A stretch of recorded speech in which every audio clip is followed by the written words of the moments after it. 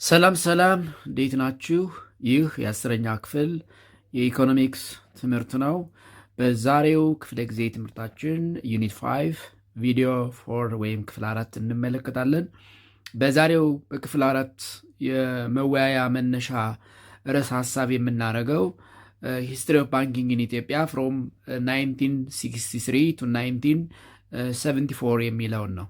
የኢትዮጵያ የባንክ ታሪክ ከ1963 እስከ 1974 እንግዲህ በንጉሱ ዘመን ወደ መጨረሻዎቹ እስከ ደርግ መምጣት ድረስ ወይም ደግሞ ደርግ ስልጣን እስከያዘበት እስከ 1974 የነበረውን ታሪክ አስቀድመን አይተን ወደ ሌሎች ሀሳቦች እንሄዳለን።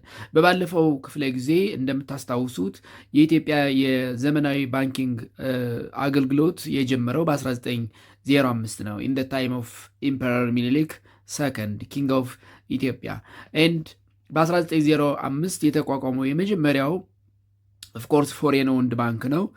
ባንክ ኦፍ አቢሲኒያ ይባል ነበር። እንግዲህ ባንክ ኦፍ አቢሲኒያ ከ1905 እስከ 1931 በነበረው ዘመን የኢትዮጵያን የባንክ አገልግሎት በብቸኝነት ይሰጥ የነበረው ፎሬን ኦውንድ ባንክ ነበረ።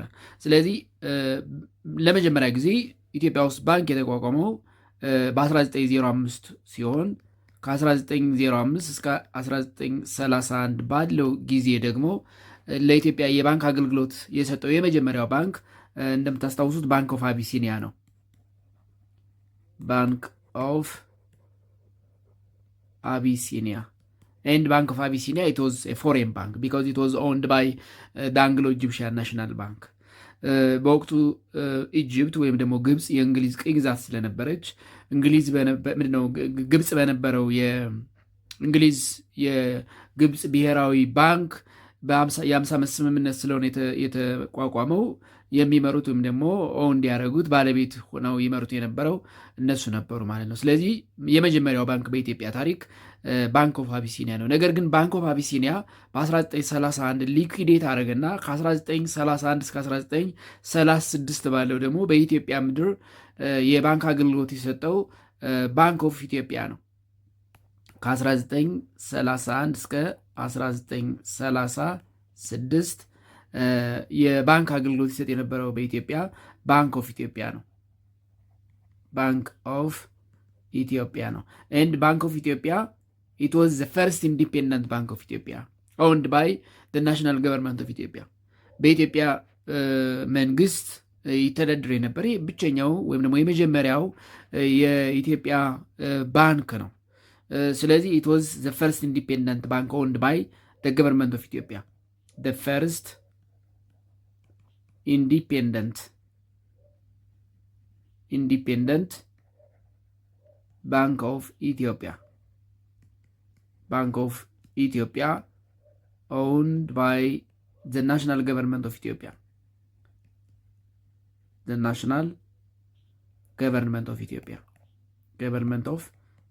ምክንያቱም ከሱ ቀደም ባንክ ኦፍ አቢሲኒያ ቢቋቋምም አቢሲኒያን የኢትዮጵያ መንግስት አልነበረም የሚያስተዳድረው። ያስተዳድሩት የነበሩት ዳንግሎ ኢጂፕሽያን ናሽናል ባንክ ነው። ኢት ዋዝ አንደር ዘ ናሽናል ባንክ ኦፍ ኢጅፕት በእንግሊዝ ቅኝ ግዛት በነበረችው በግብፅ ብሔራዊ ባንክ ነበር የሚተዳድረው። ነገር ግን በኢትዮጵያ ታሪክ የኢትዮጵያ መንግስት ያስተዳድረው የነበረው የመጀመሪያው ባንክ ባንክ ኦፍ ኢትዮጵያ ነው። ስለዚህ ባንክ ኦፍ ኢትዮጵያ ከ1931 እስከ 1936 ባለው ጊዜ በኢትዮጵያ የባንክ አገልግሎት የሰጠ ሁለተኛው ባንክ ነው ማለት ነው። ነገር ግን በ1936 ኢታሊ ወይም ጣሊያን ኢትዮጵያን በወረረችበት ጊዜ ባንክ ኦፍ ኢትዮጵያ ሊኩዊዴት አደረገና የሀገሪቱን የባንክ አገልግሎት የሚሰጡት የጣሊያን ባንኮች ሆኑ ማለት ነው። ስለዚህ ከ1936 እስከ 1941 ባለው ጊዜ ደግሞ ከ1936 እስከ 1941 ኢታሊያን ባንክስ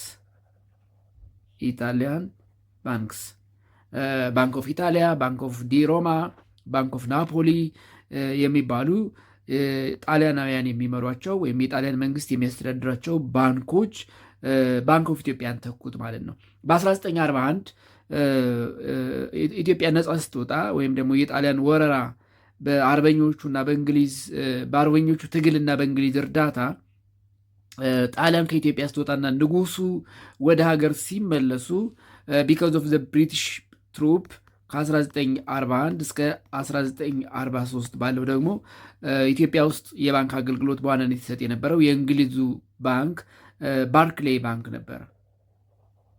ባርክሌይስ ባንክ ነው። ነገር ግን ባርክሌይስ ባንክ በ1943 ቢኮዝ ኦፍ አንኖን ሪዘን ሀገሪቱን ለቆ ወጣ፣ ዊዝድሮ አደረገ። ስለዚህ ከ1943 እስከ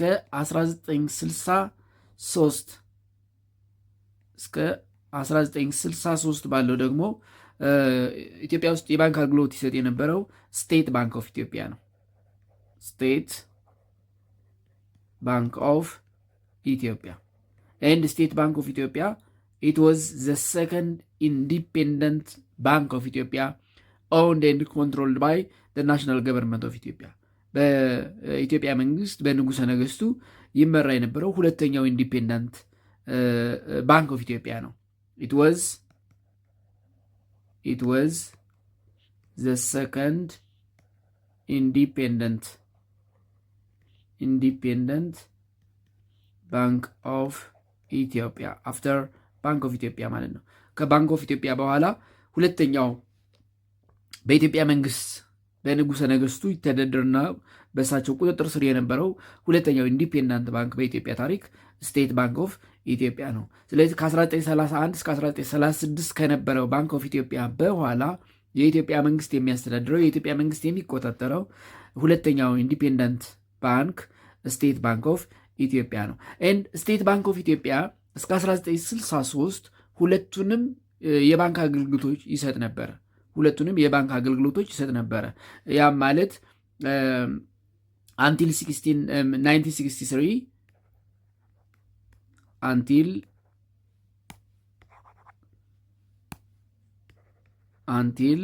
1963 the state bank of Ethiopia was served as national or central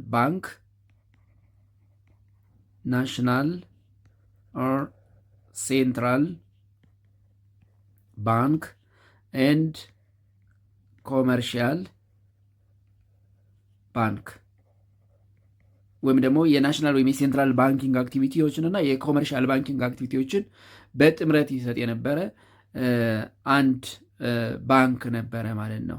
እዚህ ላይ ነበር ያቆምነው በባለፈው ውይይታችን። ስለዚህ ከ1963 እስከ 1974 ደግሞ የነበረውን የኢትዮጵያን የባንክ ታሪክ እንመለከታለን። ስለዚህ እስከ 1963 ስቴት ባንክ ኦፍ ኢትዮጵያ ሁለቱንም አክቲቪቲዎች ይሰጥ ነበረ። ነገር ግን ባይ 1963 because of the proclamation number 206 ህዝባር 1963 ስቴት ባንክ ኦፍ ኢትዮጵያ ለሁለት ተከፈለ ማለት ነው። ስለዚህ in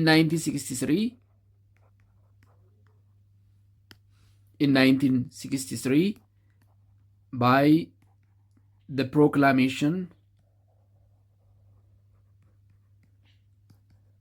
number 206 ህዝባር 163 the state bank of Ethiopia divided into two banks.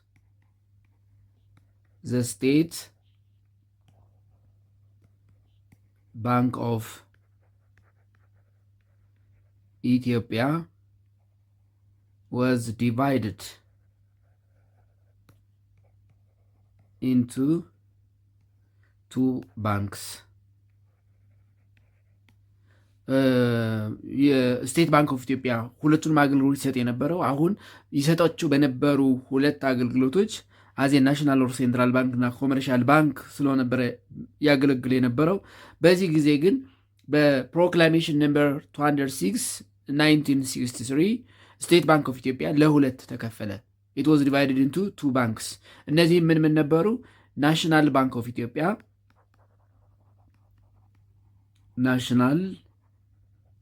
Bank of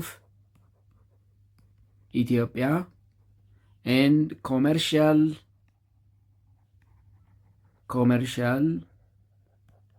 bank of ኢትዮጵያ ናቸው። አሁን የኢትዮጵያ ብሔራዊ ባንክና የኢትዮጵያ ንግድ ባንክ የምንላቸው እንግዲህ ራሳቸውን ችለው የተመሰረቱት በ1963 ነው። እንግዲህ የቀድሞው ስቴት ባንክ ኦፍ ኢትዮጵያ ይባል የነበረው የኃይለ ሥላሴ ዘመነ መንግስት ባንክ በ1963 በአዋጅ ቁጥር 206 1963 ሁለት ራሳቸውን የቻሉ ባንክ ሆኖ ተቋቋመ ማለት ነው። አንደኛው ናሽናል ባንክ ወይም ደግሞ ሴንትራል ባንክ ኦፍ ኢትዮጵያ የማዕከላዊ ባንክ ወይም ደግሞ የብሔራዊ ባንክ የምንለው ገንዘብ የሚያትም ፖሊሲዎችን የሚያወጣ ለኮመርሻል ባንኮች የገንዘብ ሰፕላይ የሚያደርግ ለመንግስት የበጀት ጉድለት ሲኖርበት ብድር የሚሰጠው ባንክ ናሽናል ባንክ ይባላል። ሌላው ይሄ የንግድ እንቅስቃሴዎችን የሚመራው መንግስት መሩ የንግድ ባንክ ኮመርሻል ባንክ ኦፍ ኢትዮጵያ ነው። ስለዚህ በ1963 ስቴት ባንክ ኦፍ ኢትዮጵያ በሁለት ተከፈለ ማለት ነው። ናሽናል ባንክ ኦፍ ኢትዮጵያ ኤንድ ኮመርሻል ባንክ ኦፍ ኢትዮጵያ ተብለው ኤንድ ናሽናል ባንክ ኦፍ ኢትዮጵያ እና ኮመርሻል ባንክ ኦፍ ኢትዮጵያ እስከ 1974 ወይም ደግሞ እስከ ደርግ ዘመነ መንግስት ቀጠሉ ማለት ነው። ከዛስ ምን ሆነ የሚለውን ደግሞ ሰባተኛ ሂስትሪ ኦፍ ባንኪንግ ኢን ኢትዮጵያ ፍሮም 1974 to 1991 የሚለውን እንመለከታለን። 7 ሂስትሪ ኦፍ ባንኪንግ ኢን ኢትዮጵያ from 1974 to 1991 ያ ማለት ኢን ዘ ታይም ኦፍ ደርግ ማለት ነው። ይህ ከ1974 እስከ 1991 የምንለው ኢት ኢዝ ኤ ፒሪየድ ኦፍ ደርግ የደርግ ዘመነ መንግስት ነው። ወይም ደግሞ ደርግ የምንለው በተለምዶ ሀገሪቱን የመራበት የኮሎኔል መንግስቱ ዘመነ መንግስት ነው። ስለዚህ ፍሮም 1974 to 1991 the country was under the Derg regime. From 1974 to 1991 the country ወይም ኢትዮጵያ the country that is Ethiopia was under the Derg regime በደርግ አስተዳደር ወይም ደግሞ በደርግ ሪጅም ውስጥ የነበረችበት ጊዜ ነው። ሪጅም በደርግ ሪጅም ወይም በደርግ አስተዳደር የነበረችበት ጊዜ ነው። and as you know from your history ደርግ ይከተል የነበረው ኢኮኖሚክ ሲስተም ደግሞ ሶሻሊስት ወይም ደግሞ ኮማንድ ኢኮኖሚክ ሲስተም ነው። the economic system of Derg was the economic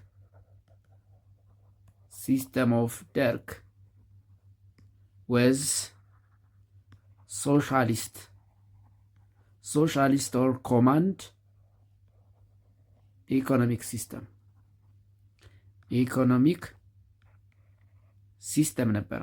ሶሻል ኦር ኮማንድ ኢኮኖሚክ ሲስተም ነበረ። and as you know in socialist or command economic system everything is controlled by the government. there was no privatization የሚባል ነገር አልነበረም። everything was controlled by the government ወይም the whole economic system was controlled and operated by the government in the time all the economic system or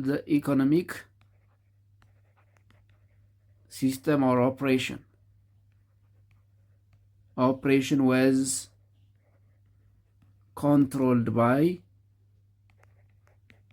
the government.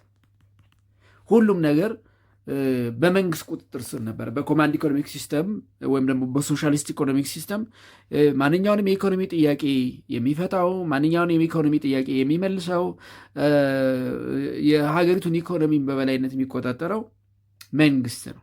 ኤቭሪቲንግ ኢዝ ኮንትሮልድ ባይ ዘ ገቨርንመንት። ፕራይቬታይዜሽን የሚባል ነገር የለም በሶሻሊስት ወይም በኮማንድ ኢኮኖሚክ ሲስተም። ስለዚህ ቀደም ብለው አዚ ፕራይቬት ባንክ በንጉሰ ነገስቱ እንግዲህ ከጣሊያን ወረራ ጀምሮ የተቋቋሙ ባንኮች በመንግስት ኮንትሮል ተደረጉ ማለት ነው። ለምሳሌ አዲስ አበባ ባንክ የሚባል ፕራይቬት ባንክ ነበር። ባንኮ ዲ ሮማ በጣሊያን ወራ ጊዜ የተቋቋመ ባንክ፣ ባንኮ ዲ ናፖሊ የሚባሉ የጣሊያን ባንኮች ነበሩ። እንግዲህ ንጉሱ ከተመለሱ ወደ ሀገር፣ ጣሊያንም ከሀገር ከወጣ በኋላ ባንኮቹ አዜ ፕራይቬት ባንክ በነበረው ወዳጅነት እንግዲህ ቀጥለዋል። ምክንያቱም ጣሊያን ከወጣ በኋላ ቅኝ ግዛት እንዳልያዛት ኢትዮጵያን እውቅና ከሰጠን ንጉሱም ወደ ሀገር ከተመለሱ በኋላ ለመጀመሪያ ጊዜ በኢትዮጵያ ኤምባሲ የከፈተው የጣሊያን መንግስት ነው። ምክንያቱም ወዳጅነታቸው ቀጥሏል፣ የፖለቲካዊ ወዳጅነታቸው። ስለዚህ ጣሊያን በወራ ጊዜ ያቋቋማቸው ባንኮች እስከ ደርግ ጊዜ እንደ ፕራይቬት ባንክ ሆነው ኢትዮጵያ ውስጥ አገልግሎት ይሰጡ ነበረ። ነገር ግን ደርግ ወደ ስልጣን ሲመጣ እነዚህን ፕራይቬት ባንኮች ኮንትሮል አረገና ወደ አንድ መርጅ አረጋቸው። ከዛ አዲስ ባንክ ብሎ አቋቋማቸው። ስለዚህ ደርግ ኮንትሮልድ the following private banks and merged them as አዲስ ባንክ in 1974። ስለዚህ in 1974 ይቅርታ 76 the ደርግ controlled the following private banks, the following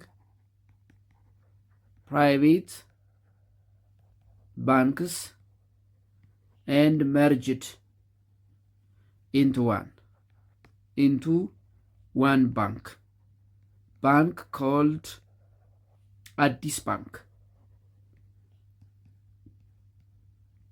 አዲስ ባንክ ብሎ በወቅቱ የነበሩትን ፕራይቬት ባንኮች መርጃ አረጋቸው። እነዚህም አዲስ አበባ ባንክ፣ አዲስ አበባ ባንክ፣ ባንኮ ዲ ሮማ፣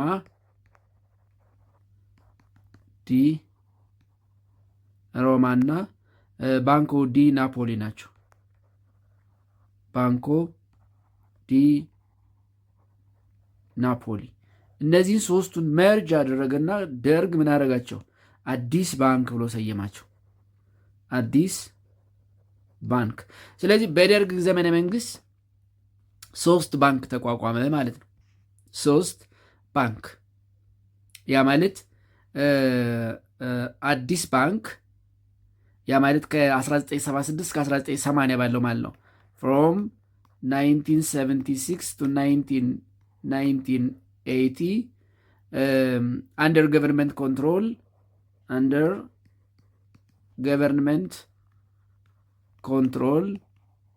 there were 3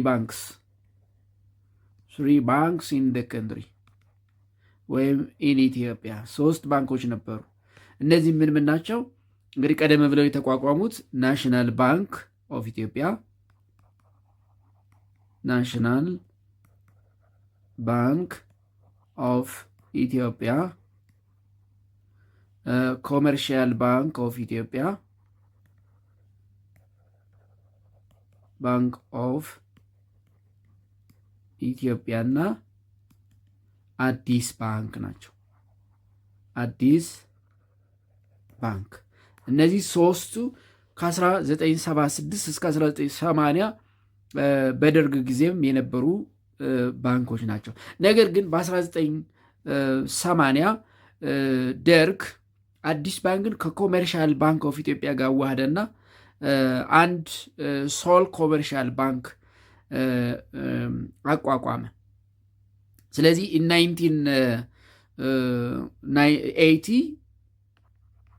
1980 አዲስ ባንክ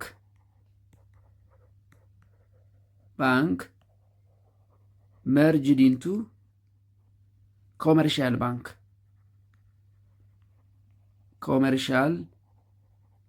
bank of ኢትዮጵያ። አዲስ ባንክ ከኮመርሻል ባንክ ኦፍ ኢትዮጵያ ጋር ተዋህደና ኮመርሻል ባንክ ሆኖ ቀጠለ ማለት ነው። ስለዚህ በኢትዮጵያ እስከ 1994 እስከ ኢህአዴግ ዘመነ መንግስት the only commercial bank in ኢትዮጵያ was ኮመርሻል ባንክ ኦፍ ኢትዮጵያ ነው። በሀገሪቱ የነበረው የንግድ ባንክ የኢትዮጵያ ንግድ ባንክ ብለን የምናውቀው ወይም ደግሞ የምንጠራው ባንክ ነበረ። ስለዚህ ኮመርሻል ባንክ ኦፍ ኢትዮጵያ ኮመርሻል ባንክ ኦፍ ኢትዮጵያ ወዝ ኤሶል ወይም ሲንግል ማለት ነው። ሶል ማለት ዋን ማለት ነው። ኤሶል ኮመርሻል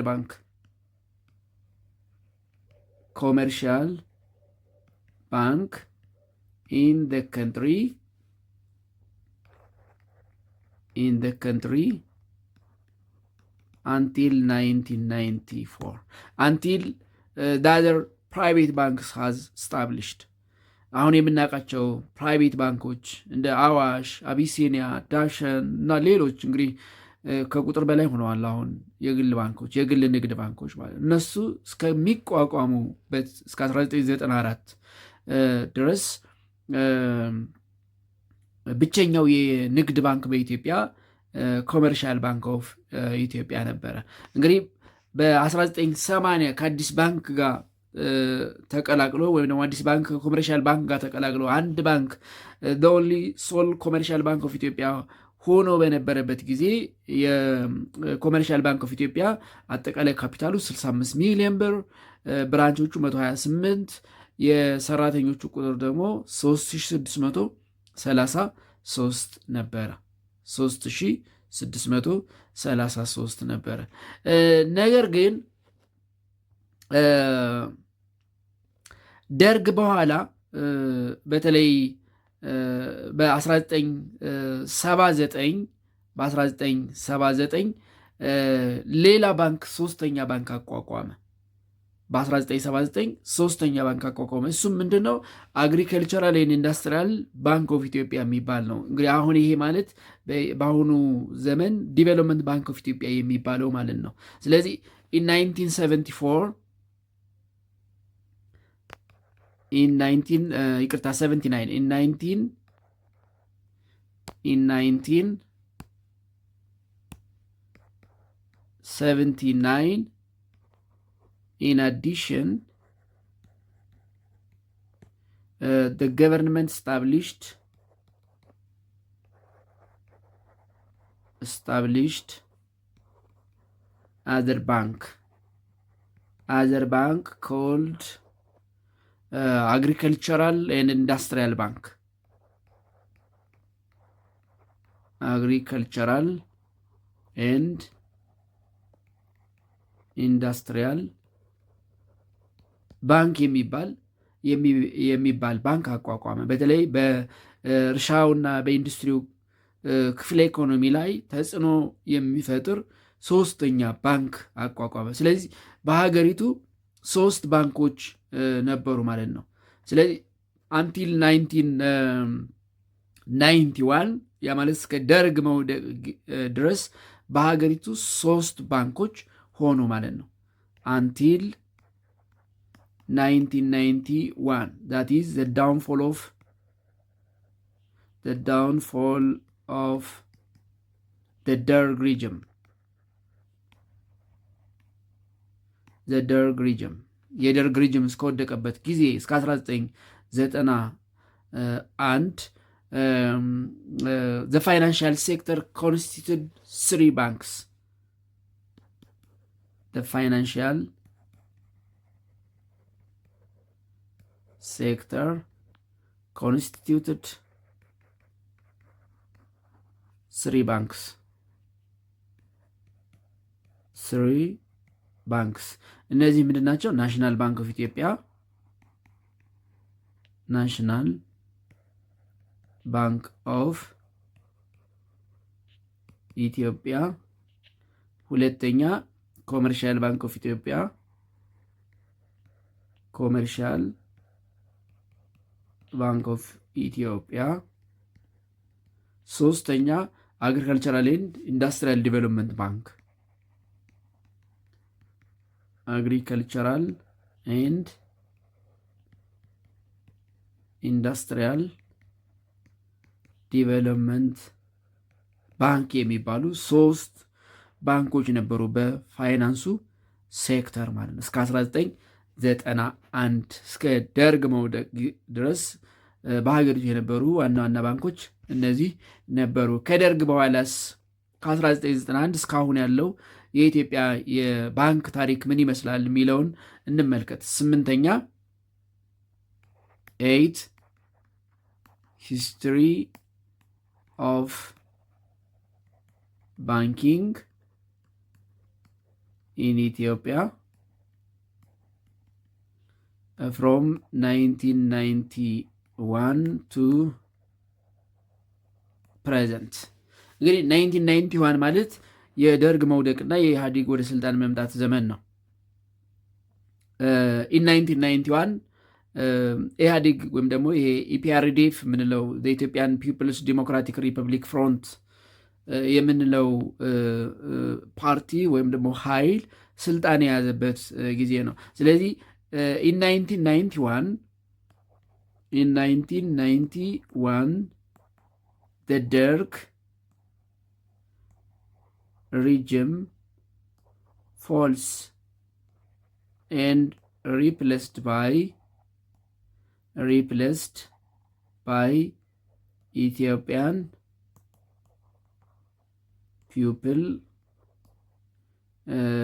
people democratic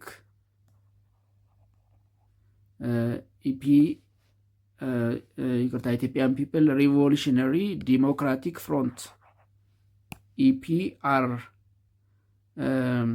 ሪፐብሊክ ኢትዮጵያን ሪፐብሊክ ዲሞክራቲክ ፍሮንት ወይም ደግሞ ኢፒአርዲኤፍ ወይም በአማርኛ ኢህአዴግ የምንለው ማለት ነው። ኢህአዴግ የምንለው ስልጣን የያዘበት ጊዜ ነው። ዌን ኢህአዴግ ኬም ቱ ፓወር ወይም ደግሞ ኢፒአርዲኤፍ ኬም ቱ ፓወር ኢት ቼንጅስ ዘ ኢኮኖሚክ ሲስተም ፍሮም ኮማንድ ኦር ሶሻሊስት ቱ ፍሪ ማርኬት ኦር ካፒታሊስት ኢኮኖሚክ ሲስተም።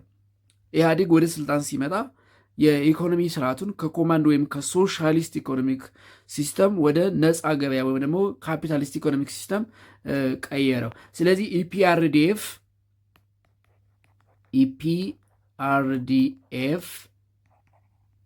ቼንጅስ ዘ ኢኮኖሚክ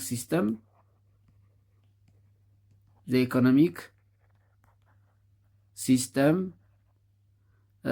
ፍሮም ኮማንድ or socialist to free market or capitalist economic system። ኢህአዴግ ወደ ስልጣን ሲመጣ የደርግን ኮማንድ ወይም ሶሻሊስት ኢኮኖሚክ ሲስተም ወደ ፍሪ ማርኬት ወር ካፒታሊስት ኢኮኖሚክ ሲስተም ለወጠው። ናው the economic system is free market or capitalist and in free market or capitalist economic system ደግሞ አንዱ መገለጫው ፕራይቬታይዜሽን ነው። ኢኮኖሚውን ግለሰቦች እንዲይዙት ማድረግ። ስለዚህ የፋይናንሻል ሴክተሩ ፕራይቬታይዝ መሆን ጀመረ። the financial sector become privatized. the financial sector became privatized ተደረገ። ስለዚህ በጣም ብዙ የፕራይቬት ኮመርሻል ባንክስ ተቋቋሙ ማለት ነው። ቴን ፕራይቬት ኮመርሻል ባንክስ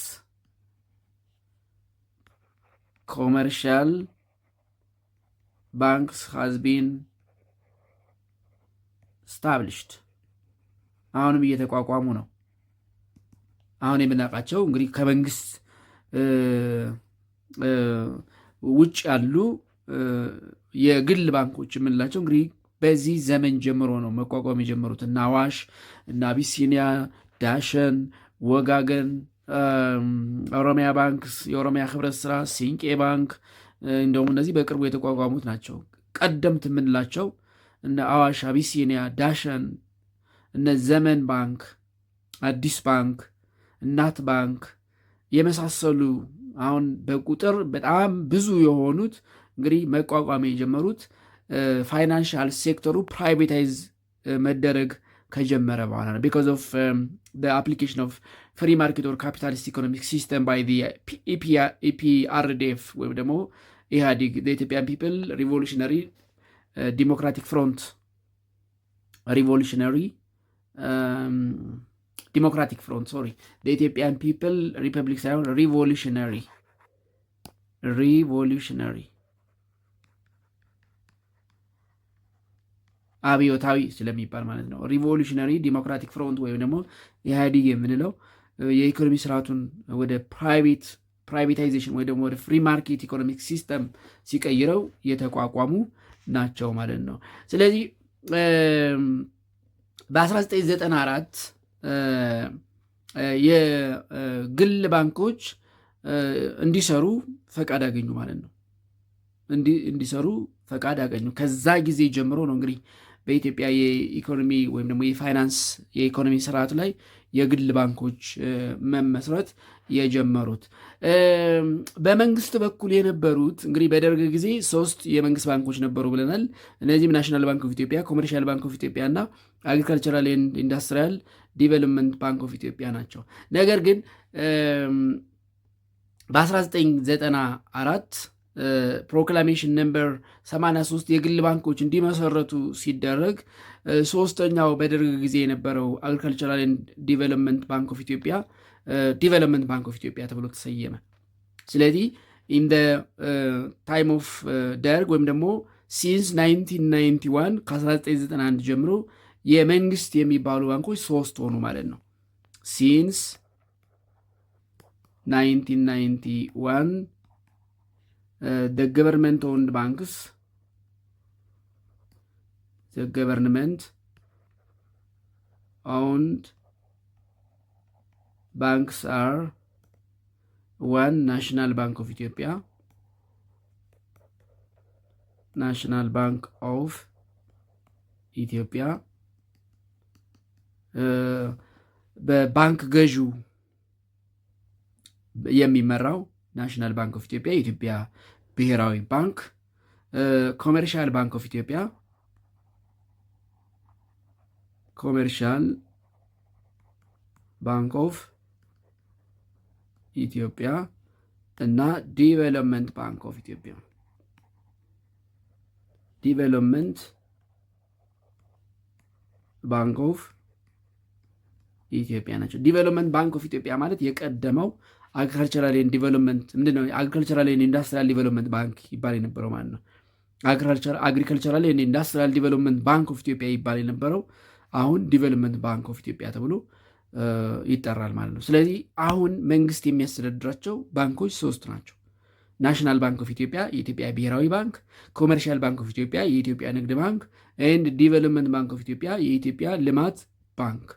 ከነዚህ በተጨማሪ ሶ ሜኒ ፕራይቬት ባንኮች አሉ ማለት ነው። ሶ ናው ሌት አስ ሲ ዘ ሮልስ ኤንድ ፋንክሽንስ ኦፍ ዘ 3 ገቨርንመንት ኦውንድ ባንክስ ኦፍ ኢትዮጵያ። የሶስቱ መንግስት የሚመራቸው የሚያስተዳድራቸው የሶስቱ ባንኮች ሮልስ ኤንድ ፋንክሽን ምንድን ነው የሚለውን እንመልከት። 5.42 ሮልስ ኤንድ functions of banks in Ethiopia. Banks in Ethiopia.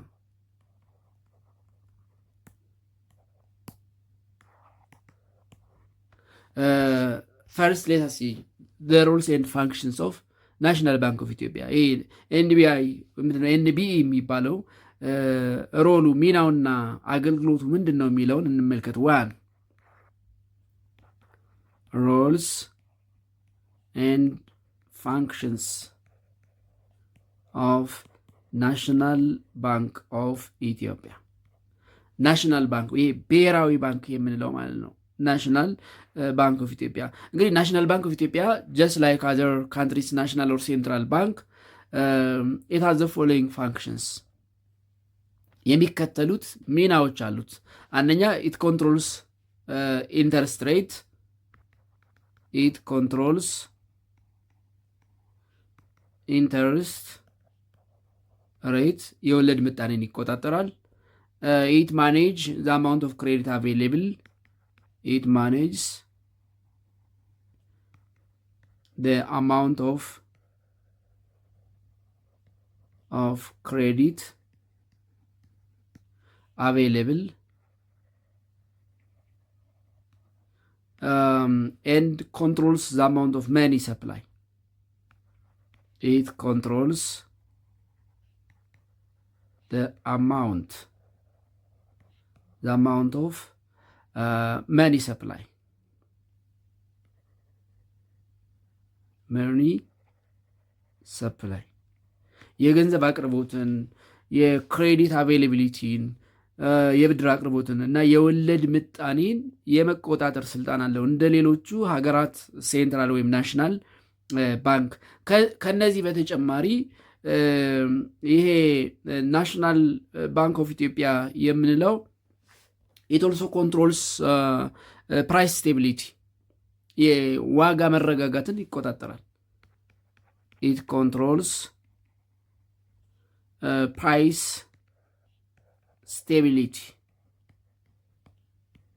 ስቴቢሊቲ ኢን ደ ከንትሪ።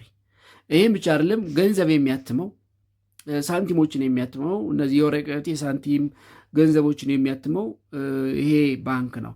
ኢት ፕሪንትስ ከረንሲ ኤንድ ኮይንስ ኢት prints notes and mint coins ሳንቲሞችን ያትማል፣ የወረቀት ሳንቲሞችን ያትማል። ኢሹድ ቦንድስ ትሬዠሪ ቢልስ እነዚህ የመንግስት ግምጃ ሰነድ የሚባሉትን የሚያትመው።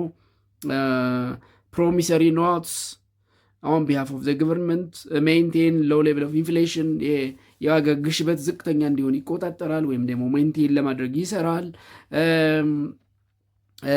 ፖሊሲዎችን ሜክ የሚያደርገው እሱ ነው። ለኮመርሻል ባንክስ ለመንግስትም ለግልም መንግስት ምንድነው ገንዘብ የሚያበድረው እሱ ነው። መኒ ሰፕላይን ኢንተረስት ሬትን ኤንድ አዘር ቻርጅስ የወለድ ምጣኔን የገንዘብ አቅርቦትን እና ሌሎች ቻርጆችን ወይም ደግሞ ውሳኔዎችን የሚወስነው እሱ ነው። እንዳጠቃላይ የሀገሪቱን የፋይናንስ ስርዓት በበላይነት የሚመራው ናሽናል ባንክ ኦፍ ኢትዮጵያ ነው። ሁለተኛ ደ ሰከንድ ሮልስ ኤንድ ፋንክሽንስ ኦፍ ኮመርሻል ባንክ ኦፍ ኢትዮጵያ ሮልስ ኤንድ ፋንክሽንስ ኦፍ ኮመርሻል ባንክ ኦፍ ኢትዮጵያ የኢትዮጵያ ንግድ ባንክ ሚናና አገልግሎቱ ምንድን ነው የሚለውን እንመለከታለን። እንግዲህ ሲቢኢ ኢት ኢዝ ዘ ቢገስት ኤንድ ዘ ሊዲንግ ኮመርሻል ባንክ ኢን ዘ ካንትሪ። በሀብትም በአቅምም በብዙ ነገር የኢትዮጵያ ንግድ ባንክ የሚገዳደር የግል ንግድ ባንክ የለም በሀገሪቱ። ሲቢኢ ኢት ኢዝ ዘ ቢገስት ኤንድ ሊዲንግ ኮመርሻል ባንክ ኦፍ ኢትዮጵያ is the biggest and the leading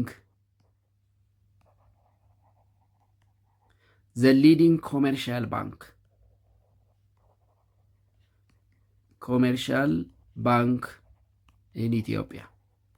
በኢትዮጵያ ትልቁና ግዙፉ የንግድ ባንክ የኢትዮጵያ የንግድ ባንክ ነው። ኦፍኮርስ ከ1994 በኋላ ፕራይቬት ኮመርሻል ባንኮች ተቋቁመዋል። ነገር ግን ባላቸው የሀብት በሁሉ መለኪያ ሲቢኢን ወይም ደግሞ የኢትዮጵያ ንግድ ባንክን የሚያክል ባንክ የለም። ኤንድ ሲቢኢ ኢት ሃዝ ዘ ፎሎዊንግ ሮልስ ኤንድ ፋንክሽን ኮመርሻል ባንክ ኦፍ ኢትዮጵያ ሃዝ ዘ ፎሎዊንግ ሮልስ ኤንድ ፋንክሽንስ የሚከተሉት ሚናዎችና አገልግሎቶች አሉት። አንደኛ ከግለሰቦች ከተቋማት ሊሆን ይችላል ሴቪንግ ወይም ዲፖዚት ኮሌክት ያደርጋል፣ ቁጠባ ይሰበስባል። ኮሌክትስ ሴቪንግ ኦር ዲፖዚት saving or deposits from individuals, households, firms, ከግለሰቦች፣ ከቤተሰብ፣ ከተቋማት ሴቪንግ ወይም ዲፖዚት ይሰበስባል። ኢት ጊቭስ ሎንስ ብድር ይሰጣል። ለቤተሰብ ሊሆን ይችላል፣ ለግለሰብ ሊሆን ይችላል፣ ለተቋማት ሊሆን ይችላል። ሴልስ ኤንድ ፐርቼዝ ፎሬን ከረንሲ የውጭ ምንዛሪ ይገዛል፣ ይሸጣል። ሴል ኤንድ ፐርቼዝ ፎሬን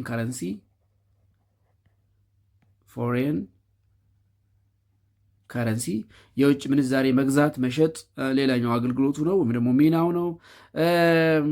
ኢሹስ ሌተር ኦፍ ክሬዲት ኤንድ ትራቨለርስ ቼክ ሌተር ኦፍ ክሬዲትን ያትማል። ኢሹስ ሌተር ኦፍ ክሬዲት ኤንድ ትራቨለርስ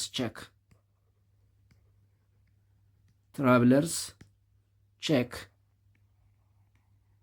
እነዚህን የመሳሰሉ አገልግሎቶች አሉት ማለት ነው ኮሜርሻል ባንክ ኦፍ ኢትዮጵያ። ሶስተኛው ዲቨሎፕመንት ባንክ ኦፍ ኢትዮጵያ ነው። ሰርድ ሮልስ ኤንድ ፋንክሽንስ ኦፍ ዲቨሎፕመንት ባንክ ኦፍ ኢትዮጵያ። እንግዲህ እንደምታስታውሱት ዲቨሎፕመንት ባንክ ማለት የቀድሞው አግሪካልቸራል ኤንድ ኢንዱስትሪያል ዲቨሎፕመንት ባንክ ነው።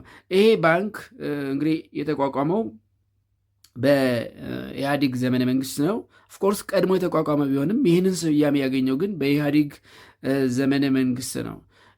ስለዚህ የዚህ ዲቨሎፕመንት ባንክ ሚናው ወይም ደግሞ አገልግሎቱ ለተለያዩ ፕሮጀክቶች የአጭር ጊዜ የረጅም ጊዜ ክሬዲት ወይም ሎን ማቅረብ ነው። ስለዚህ ሳም ኦፍ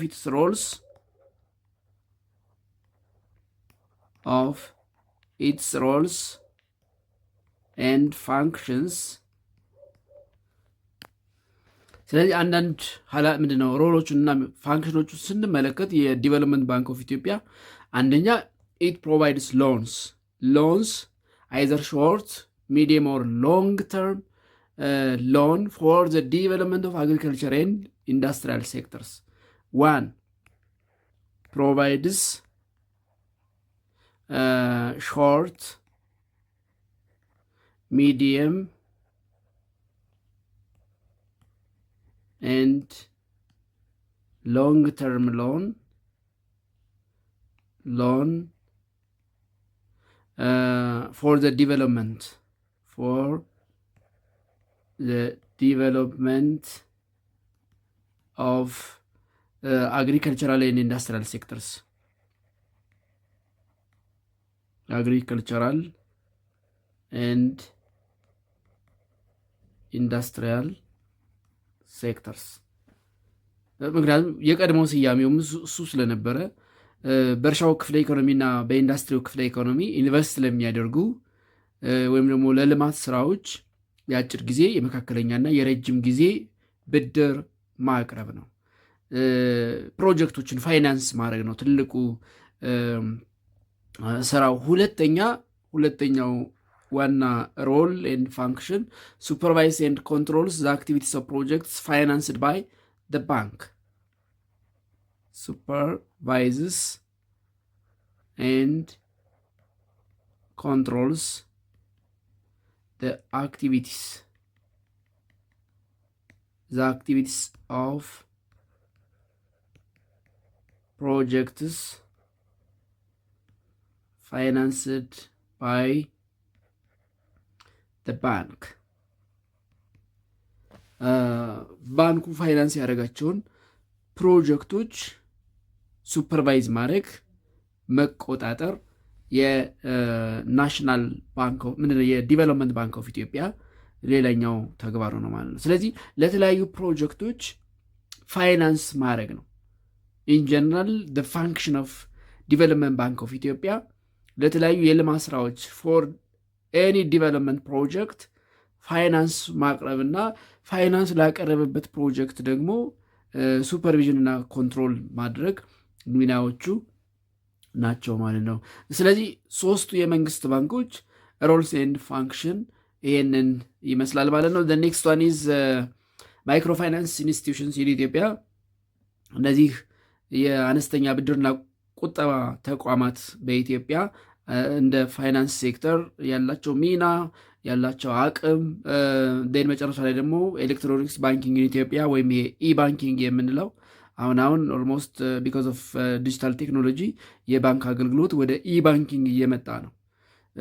ቤታችን ሆነን የትኛውንም የባንክ አገልግሎት ማግኘት የምንችልበት በቴክኖሎጂ ወደ የትኛውም ቅርንጫፍ ሳንሄድ የምናከናውንበት ጊዜ ላይ ደርሰናል። እነዚህን ሀሳቦች በሚቀጥለው ክፍለ ጊዜ እንመለከታለን።